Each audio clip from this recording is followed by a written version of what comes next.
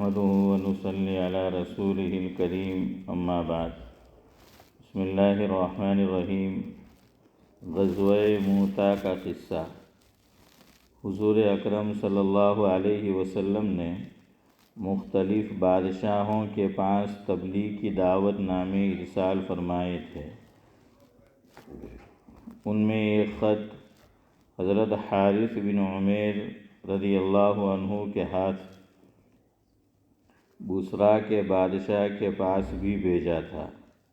جب یہ موتا پہنچے تو قیصر روم کے حکام میں سے جو ایک شخص تھا ان کو قتل کر دیا۔ قاصدوں کا قتل کسی کے نزدیک بھی پسندیدہ نہیں۔ حضور اکرم صلی اللہ علیہ وسلم کو یہ بات بہت گراں ہوئی اور آپ صلی اللہ علیہ وسلم نے 3000 کا ایک لشکر تجویز فرما کر حضرت زید بن حارثہ رضی اللہ عنہ کو ان پر امیر مقرر فرمایا اور ارشاد فرمایا کہ اگر یہ شہید ہو جائیں تو حضرت جعفر بن ابی طالب رضی اللہ عنہ امیر بنائے جائیں، وہ بھی شہید ہو جائیں تو عبداللہ بن رواحہ رضی اللہ عنہ امیر ہوں، وہ بھی شہید ہو جائیں تو پھر مسلمان جس کو دل چاہے امیر بنا لیں۔ ایک یہودی اس گفتگو کو سن رہا تھا۔ اس نے کہا کہ یہ تینوں تو ضرور شہید ہوں گے۔ پہلے انبیاء کی اس قسم کی کلام کا یہی مطلب ہوتا ہے۔ حضور اکرم صلی اللہ علیہ وسلم نے ایک سفید جھنڈا بنا کر حضرت زید رضی اللہ تعالی عنہ کے حوالے فرمایا اور خود ایک جماعت کے ان حضرات کو رخصت فرمانے تشریف لے گئے۔ شہر کے باہر جب پہنچانے والے واپس آنے لگے تو ان مجاہدین کے لیے دعا کی کہ حق تعالی شانہ تم کو سلامتی کے ساتھ کامیابی کے ساتھ واپس لائے اور ہر قسم کی برائی سے محفوظ رکھے۔ حضرت عبداللہ بن رواحہ رضی اللہ عنہ نے اس کے جواب میں 3 شعر پڑھے جن کا مطلب یہ تھا کہ میں تو اپنے رب سے گناہوں کی مغفرت چاہتا ہوں اور یہ چاہتا ہوں کہ ایک ایسی تلوار ہو جس سے میرے خون کے فوارے چھوٹنے لگیں، یا ایسا برچھا ہو جو آنتوں اور کلیجے کو چیرتا ہوا نکل جائے، اور جب لوگ میری قبر پر گزریں تو یہ کہیں کہ اللہ تجھ غازی کو رشید اور کامیاب کرے۔ واقعی تو تو رشید اور کامیاب تھا۔ اس کے بعد یہ حضرات روانہ ہو گئے۔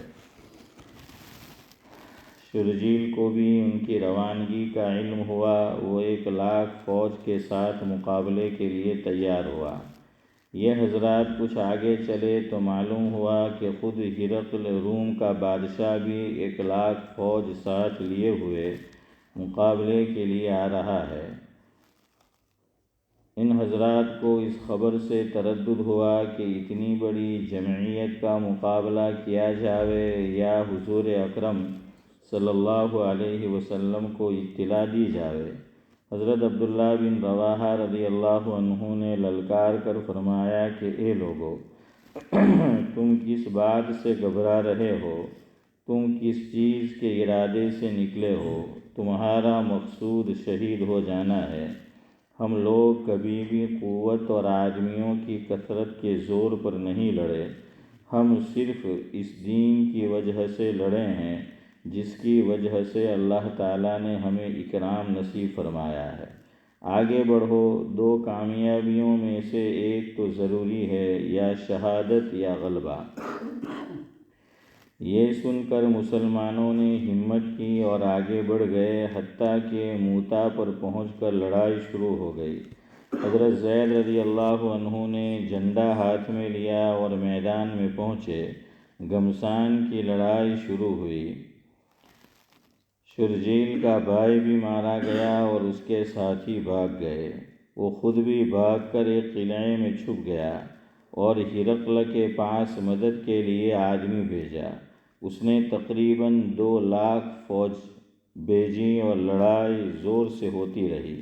حضرت زید رضی اللہ عنہ شہید ہوئے تو حضرت جعفر رضی اللہ عنہ نے جھنڈا لیا اور اپنے گھوڑے کے خود ہی پاؤں کاٹ دیے تاکہ واپسی کا خیال بھی دل میں نہ آئے، اور چند اشعار پڑھے جن کا ترجمہ یہ ہے: اے لوگو، کیا ہی اچھی چیز ہے جنت، اور کیا ہی اچھا ہے اس کا قریب ہونا، کتنی بہترین چیز ہے اور کتنا ٹھنڈا ہے اس کا پانی، اور ملک روم کے لوگوں پر عذاب کا وقت آ گیا، مجھ پر بھی لازم ہے کہ ان کو ماروں۔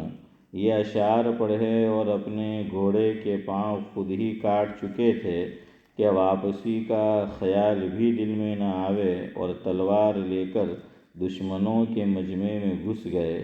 امیر ہونے کی وجہ سے جھنڈا بھی انہی کے پاس تھا۔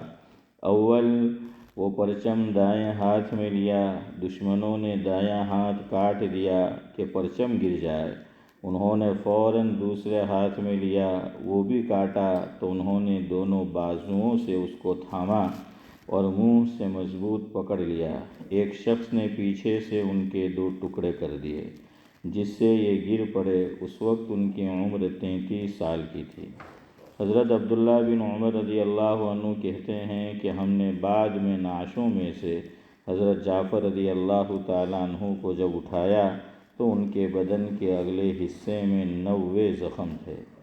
جب یہ شہید ہو گئے تو لوگوں نے حضرت عبداللہ بن رواحہ رضی اللہ عنہ کو آواز دی۔ وہ لشکر کے ایک کونے میں گوشت کا ٹکڑا کھا رہے تھے کہ 3 دن سے کچھ چکھنے کو بھی نہ ملا تھا۔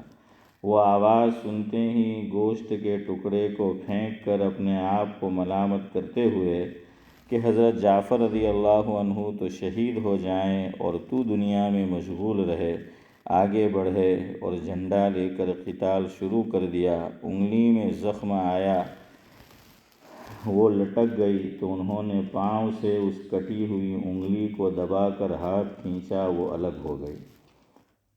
اس کو پھینک دیا اور آگے بڑھے۔ اس گھمسان اور پریشانی کی حالت میں تھوڑا سا تردد بھی پیش آیا کہ نہ ہمت نہ مقابلے کی طاقت، لیکن اس تردد کو تھوڑی ہی دیر گزری تھی کہ اپنے دل کو مخاطب بنا کر کہا کہ اے دل، کس چیز کا اب اشتیاق باقی ہے جس کی وجہ سے تردد ہے؟ کیا بیوی کا ہے تو اس کو 3 طلاق، غلاموں کا ہے تو سب آزاد، باغ کا ہے تو وہ اللہ تعالیٰ کے راستے میں صدقہ۔ اس کے بعد چند شعر پڑھے جن کا ترجمہ یہ ہے: قسم ہے اے دل تجھے اترنا ہوگا، خوشی سے اتر یا ناگواری سے اتر، تجھے اطمینان کی زندگی گزارتے ہوئے ایک زمانہ گزر چکا ہے، سوچ تو آخر تو ایک قطرہ منی ہے۔ دیکھ دشمن لوگ مسلمانوں پر کھینچے ہوئے آ رہے ہیں، تجھے کیا ہوا کہ جنت کو تو پسند نہیں کرتا؟ اگر تو قتل نہ ہوا تو ویسے بھی آخر تجھے مرنا ہے۔ اس کے بعد گھوڑے سے اترے، ان کے چچا زاد بھائی گوشت کا ایک ٹکڑا لائے کہ ذرا سا کھا لو، کمر سیدھی کر لو، کئی دن سے کچھ نہیں کھایا۔ انہوں نے لے لیا۔ اتنے میں ایک جانب سے ہلے کی آواز آئی، اس کو پھینک دیا اور تلوار لے کر جماعت میں گھس گئے اور شہید ہونے تک تلوار چلاتے رہے۔ فائدہ: صحابہ کرام کی پوری زندگی کا یہی نمونہ ہے۔ ان کا ہر قصہ دنیا کی بے ثباتی اور آخرت کے شوق کا سبق دیتا ہے۔ صحابہ کرام رضی اللہ عنہم کا تو پوچھنا ہی کیا، تابعین پر بھی یہی رنگ چڑھا ہوا تھا۔ ایک قصے پر اس باب کو ختم کرتا ہوں جو دوسرے رنگ کا ہے۔ دشمن سے مقابلے کے نمونے تو آپ دیکھ ہی چکے ہیں، اب حکومت کے سامنے کا منظر بھی دیکھ لیجئے۔ حضرت نبی کریم صلی اللہ علیہ وسلم کا ارشاد ہے کہ بہترین جہاد ظالم بادشاہ کے سامنے حق بات کہنا ہے۔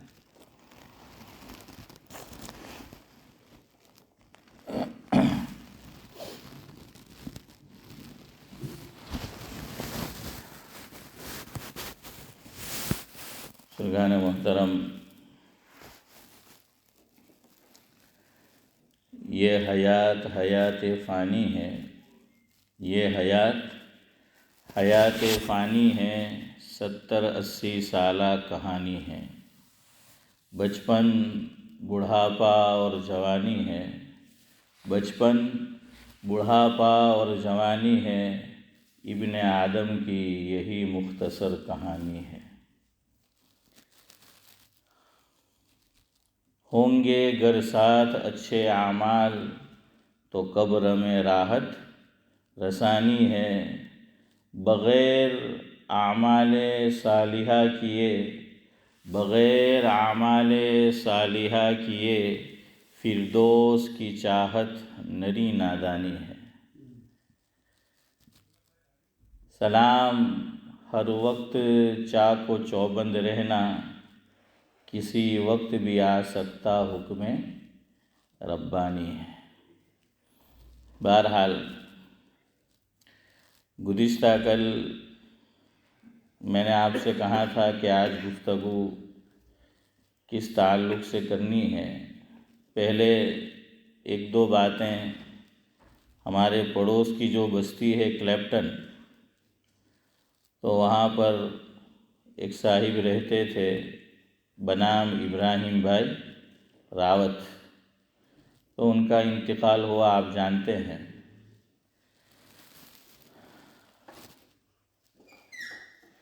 مرحوم سے شناسائی اور پہچان کا سبب یہ بنا میرا اپنا کہ میرے استاد مکرم شیخ الحدیث دارالعلوم اشرفیہ راندیر حضرت مولانا قاری رشید احمد صاحب اجمیری دامت برکاتہم العالیہ رمضان المبارک میں ان کی آمد ہوا کرتی تھی۔ پڑوس میں جو مسجد ہے مدینہ مسجد کلیپٹن، اس میں پھر دھیرے دھیرے رمضان المبارک کا سلسلہ تو بند ہو گیا، تو کبھی رمضان المبارک سے پہلے تو کبھی رمضان المبارک کے بعد حضرت کی آمد ہوتی رہی۔ سال گزشتہ بھی آمد ہوئی تھی، تو حضرت کا معمول مسجد میں ٹھہرنے کا نہیں ہے، اور یہ بات مجھے معلوم نہیں تھی شروع میں۔ ہمارے یہاں بھی استاد مکرم نے ایک رمضان ایسا گزرا ہے کہ جس میں 5 دن ہماری مسجد میں حضرت نے قیام کیا تھا۔ جب ان کی روانگی تھی تو یہ جو کمرہ ہے جس میں جو بھی ہمارے علماء کرام اور مہمان تشریف لاتے ہیں اور جو رہتے ہیں، تو وہاں ملاقات ہوئی تو مجھ سے کہنے لگے کہ عبدالسلام، میرا معمول تو مسجد میں ٹھہرنے کا نہیں ہے، میں تو کسی کے مکان پہ ٹھہرتا ہوں، میں مسجد میں نہیں رہتا، لیکن یہاں رہنا پڑا۔ تو میں نے حضرت سے ادباً عرض کیا کہ حضرت مجھے تو معلوم نہیں تھا، آپ کہتے تو کچھ نہ کچھ انتظام کر دیتے ہم کہیں قیام کا۔ خیر، تو مدینہ مسجد میں بھی حضرت دن بھر تو ٹھہرتے تھے، لیکن رات قیام ابراہیم بھائی کے مکان پر ہوا کرتا تھا۔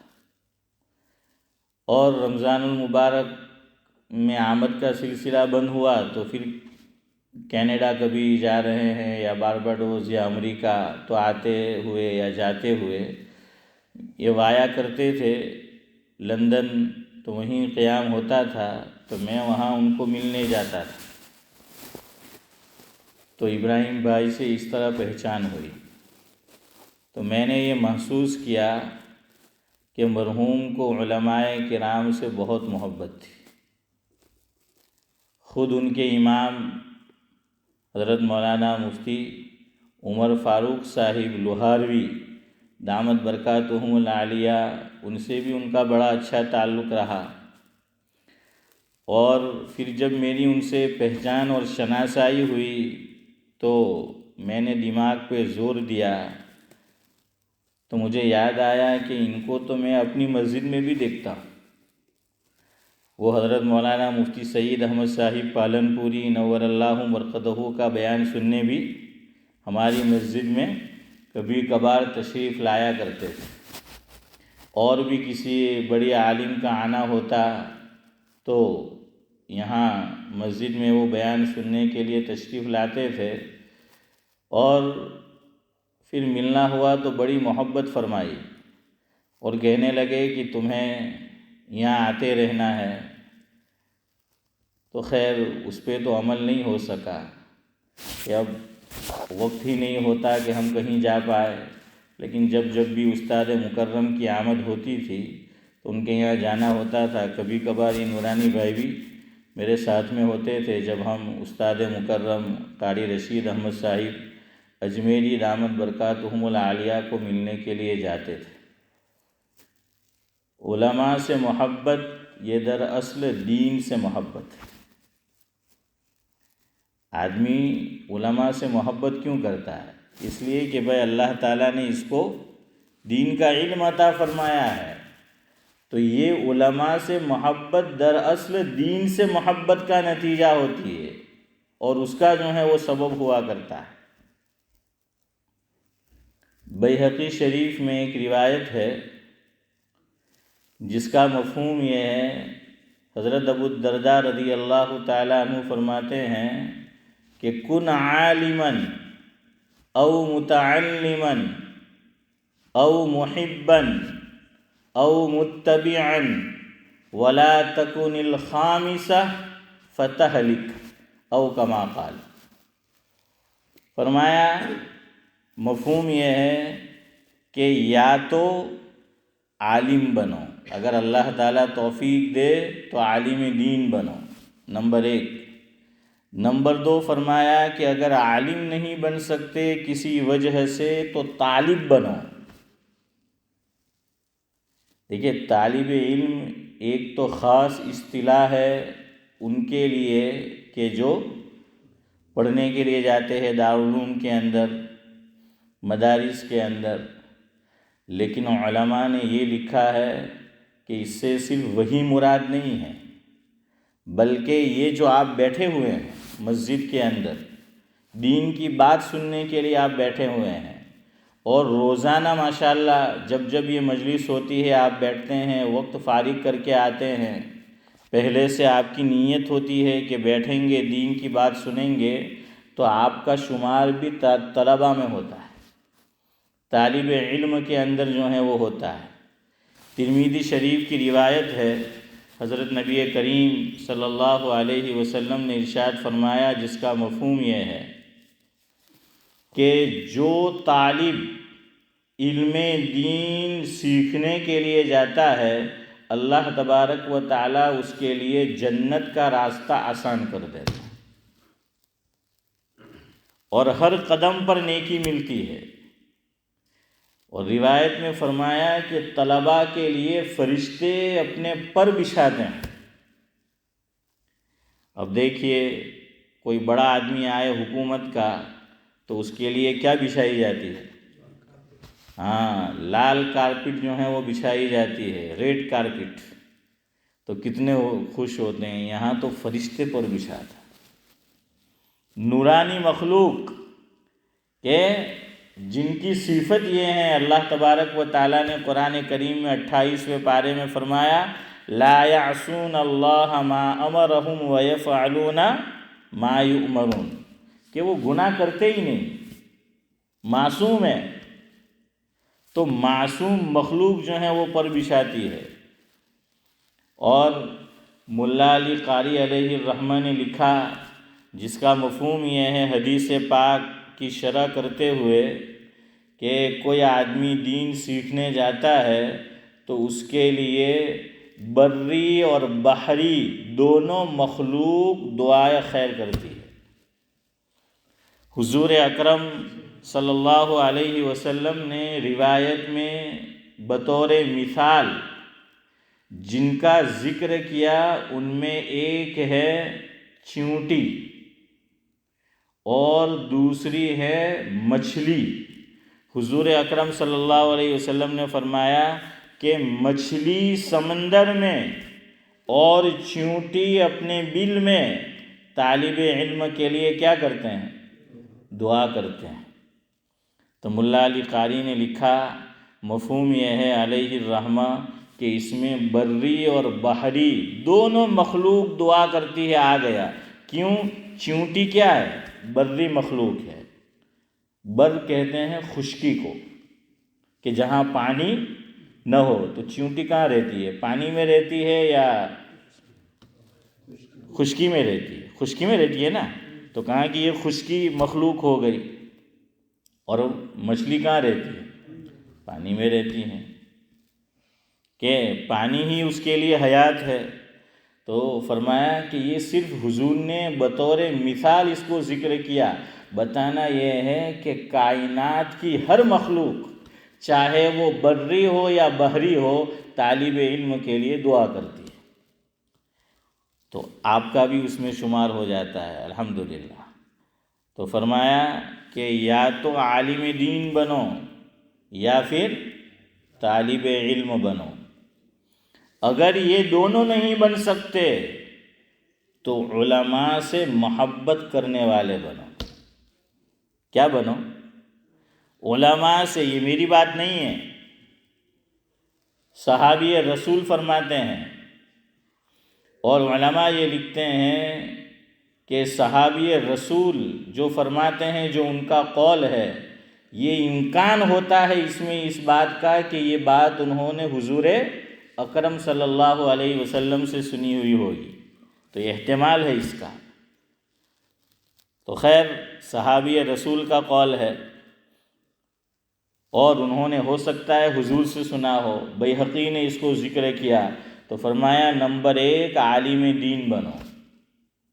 اگر عالم دین نہیں بن سکتے تو کیا بنو؟ طالب علم بنو۔ دیکھیے اگر وہ طالب علم ہی مراد ہوتا تو وہ طالب علم تو پھر عالم بنے گا۔ اس سے پتہ چلا کہ یہ مفہوم عام ہے، اس میں وسعت ہے کہ آپ لوگ بھی ماشاءاللہ طلباء میں شامل ہے، طالب علم میں۔ فرمایا اس کے لیے بھی آپ کے پاس وقت نہیں ہے کہ آپ مجلس میں شرکت کر سکو۔ تیسرے نمبر پر یہ کرو، علماء سے محبت کرنے والے بنو۔ اور مجھے برابر یاد ہے میرے استاد مرحوم حضرت مولانا مفتی یعقوب اشرف راندیری نور اللہ مرقدہ، انتقال سے پہلے برطانیہ کا دورہ ہوا تھا، ہماری اس مسجد میں بھی بیان ہوا تھا، اور کلیپٹن مدینہ مسجد میں بھی حضرت کا خطاب ہوا تھا۔ تو کلیپٹن کی مسجد میں حضرت نے یہ بات بیان فرمائی تھی کہ اللہ تعالیٰ کی رحمت جب قیامت کے دن جوش میں آئے گی کہ بھائی جنت میں بھیجنا ہے، رحمت جوش میں آئی، تو علماء سے کہا جائے گا کہ تم سفارش کرو، تمہاری سفارش قبول کی جائے گی۔ تو حضرت نے ہنستے ہوئے فرمایا، طبیعت میں ذرا حضرت کے مزاح بھی تھا، فرمایا کہ مولوی نے کوئی لاڑے چاہ پائی لیو ہے نا تو کہاں کام آو ہے۔ یہی گجراتی میں فرمایا تھا کلیپٹن میں، دیکھیں مولوی نے کوئی દાડે ચા પાઈ લ્યો હોય ને તેવો એમ કે કામ આવે, પછી બધાને કહેવા લાગ્યા કે એકાદ દાડે મૌલવીને ચા પાઈ દેજો તો તા ઉપર કામ આવે એમ કે تو وہ جو ہے عالم دین سوچے گا کہ یار اس نے مجھے کیا پلائی تھی، چائے جو ہے وہ پلائی تھی، تو کٹنگ میں اپنا کام جو ہے وہ ہو جائے گا۔ تو بہرحال علماء سے بتانا یہ ہے کہ محبت، صحابی رسول فرماتے ہیں کہ ضائع نہیں ہے، فرمایا کہ عالم دین سے محبت کرو، اور میں نے آپ کو بتایا نا کہ ان سے محبت در حقیقت دین سے محبت ہے۔ یہاں شیطان ورغلاتا ہے کہ فلاں عالم میں تو یہ خامی، یہ کھوٹ، یہ کھاپણ نے આખો દાડો પછી કરતો રે એમાં ડાપણ ہیں بہینے۔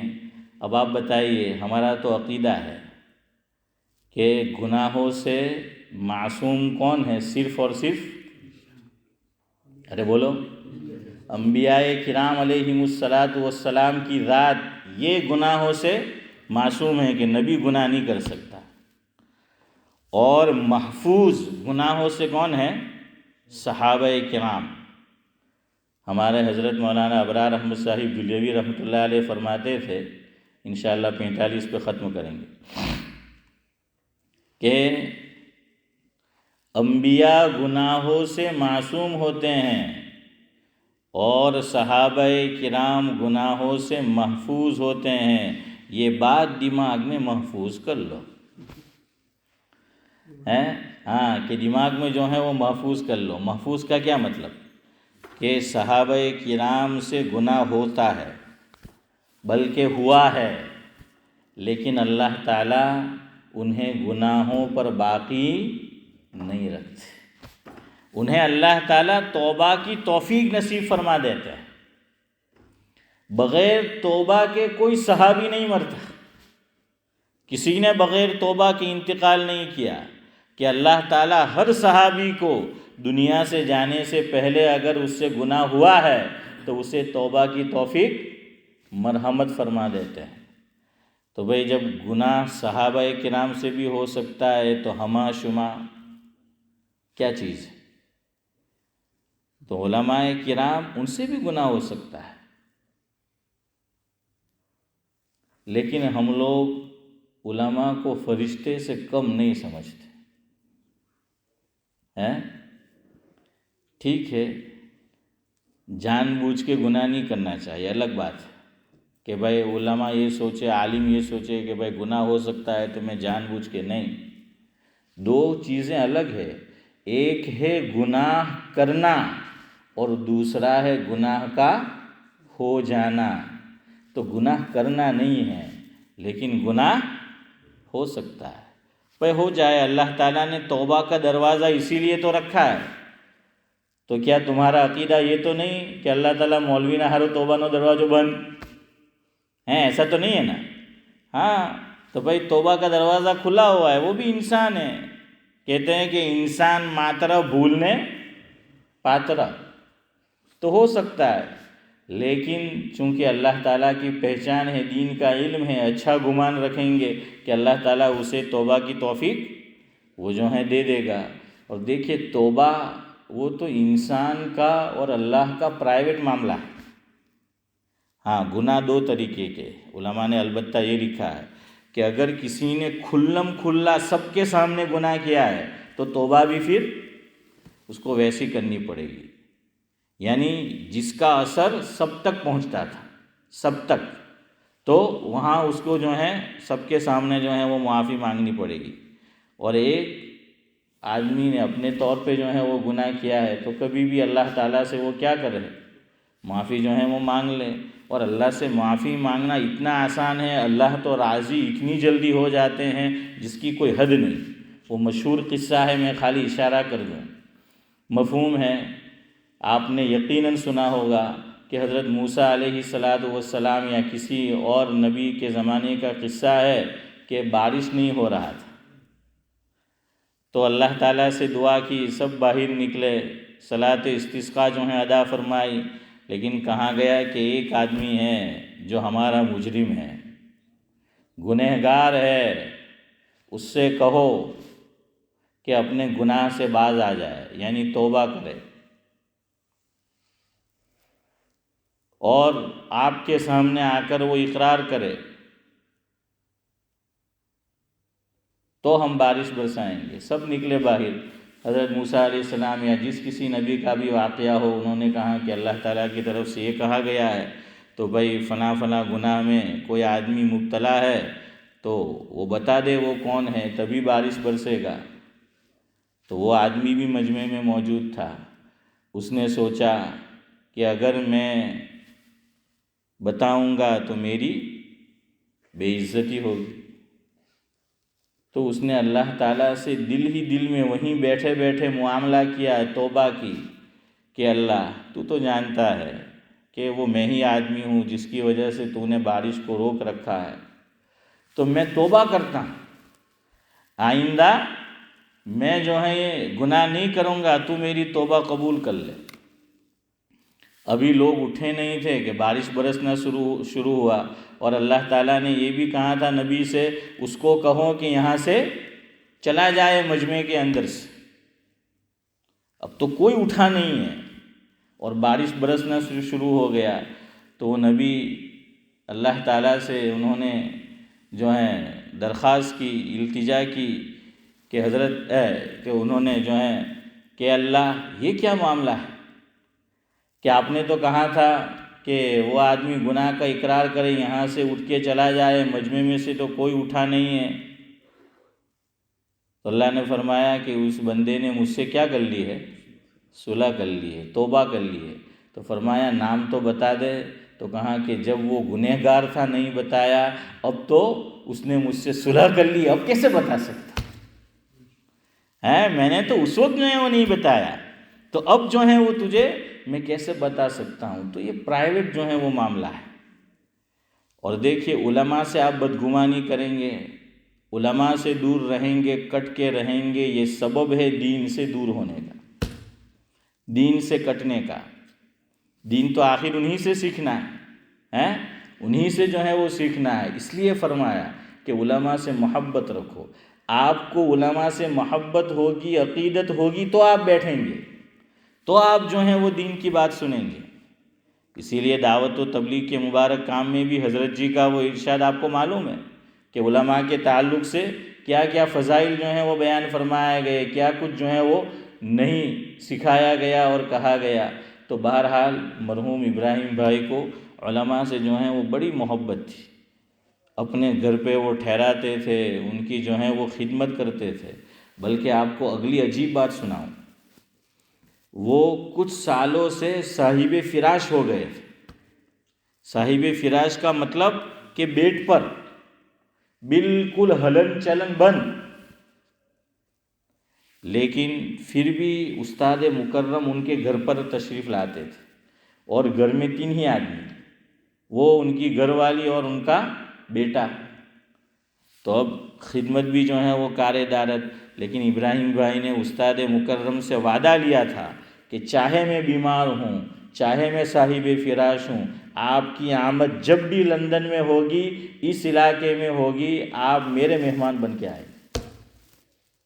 اور استاد مکرم نے بھی یہ وعدہ نبھایا، اور ان کے گھر پر جو ہیں وہ تشریف جو ہیں وہ لاتے رہے۔ وہ بیمار ہے، بول نہیں سکتے، کچھ نہیں۔ اخیر میں گیا، نورانی بھائی بھی تھے میرے ساتھ، تو اخیر میں تو وہ پہچان بھی نہیں پاتے تھے کہ کون ہے، کون آیا ہے۔ کبھی پہچان لیا، کبھی جو ہے نہیں پہچانا، لیکن محبت جو ہے وہ کم نہیں ہوئی۔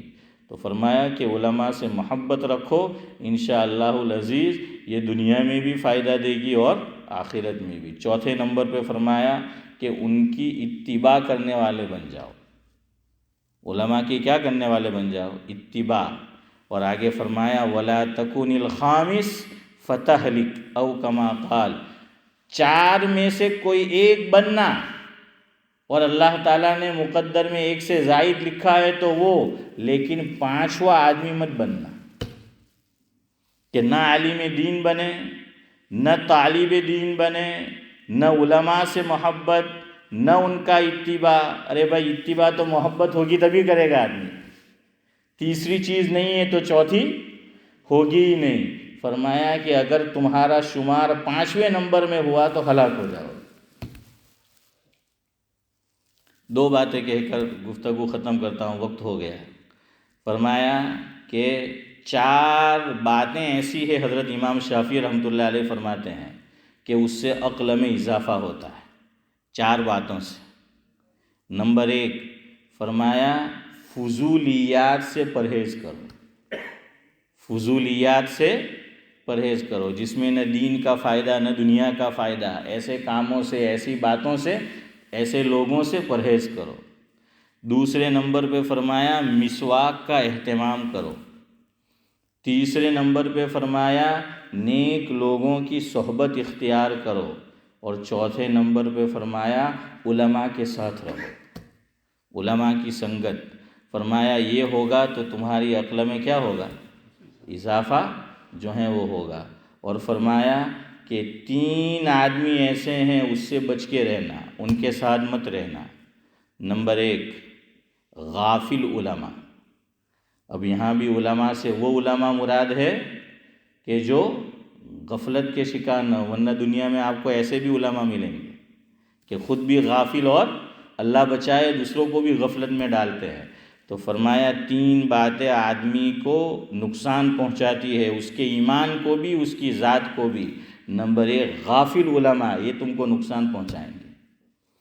دوسرے نمبر پہ فرمایا مکار فقراء، مکار فقراء۔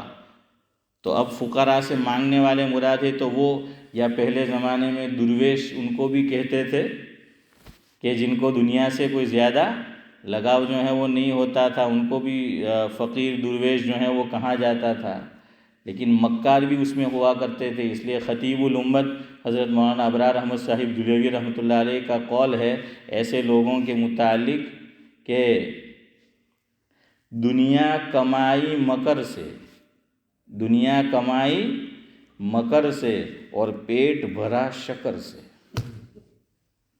ہے نا؟ مٹھائیاں ایسے لوگوں کے پاس بہت آتی ہیں۔ اور تیسرے نمبر پہ فرمایا جاہل صوفیہ، یہ جو صوفی تو بنے ہوئے ہیں لیکن کیا ہے؟ جاہل۔ اور ایک بات پتے کی یاد رکھو، یہ علماء نے لکھی ہے، پتے کی بات آپ کو بتا رہا ہوں۔ مَتَّخَذَ اللَّهُ جَاهِلًا وَلِيًّا، فرمایا کہ اللہ تعالیٰ نے آج تک کسی جاہل کو ولی نہیں بنایا، یہ متفقہ بات ہے۔ اور علم کی 2 قسمیں ہیں، ایک ہے علم لدنی اور ایک ہے علم کسبی، کہ آدمی محنت سے حاصل کرے۔ ایک اللہ تعالیٰ ڈائریکٹ نواز دیتا ہے، بخشش۔ وہ بعض لوگ بولتے ہیں نہیں کہ بھائی فلانا مانس એમ કે તાવીજ કરે આમિલ છે તો કે આપણે તો જોતા હોતા ہے کہ 1 મહિના સુધી તો કંઈ નહીં હોતું તો કે બક્ષિસ મળેલી છે، کیا ملی ہے؟ بخشش، ہاں وہ۔ تو یہاں بھی اللہ کی طرف سے بھی بخشش ہوتی ہے۔ اگر اللہ کو کسی جاہل کو کہ جو دین کا علم نہیں رکھتا اس کو ولی بنانا ہے، اللہ علم لدنی عطا کر دیتے ہیں، پہلے اس کو دے دیتے ہیں، وہ پھر وہ ولی بنتا ہے۔ تو کوئی ولی جاہل نہیں بن سکتا۔ اللہ تعالیٰ مرحوم کو جو محبت تھی علماء سے، اللہ اس کا کچھ ذرہ ہم سب کو بھی نصیب فرمائے، مرحوم کی بھرپور مغفرت فرمائے، قبر کو نور سے منور فرمائے، آگے کے مراحل اور منازل سارے آسان فرمائے، اور عرش کے سائے میں اللہ جگہ نصیب فرمائے، محبوب کے ہاتھوں حوض کوثر پر جام کوثر جو ہے وہ نصیب فرمائے، اور بغیر حساب کتاب کے جنت الفردوس میں اعلیٰ و بالا مقام نصیب فرمائے۔ سبحان اللہ و بحمدہ، سبحانک اللہم و بحمدک، نشہد ان لا الہ الا انت۔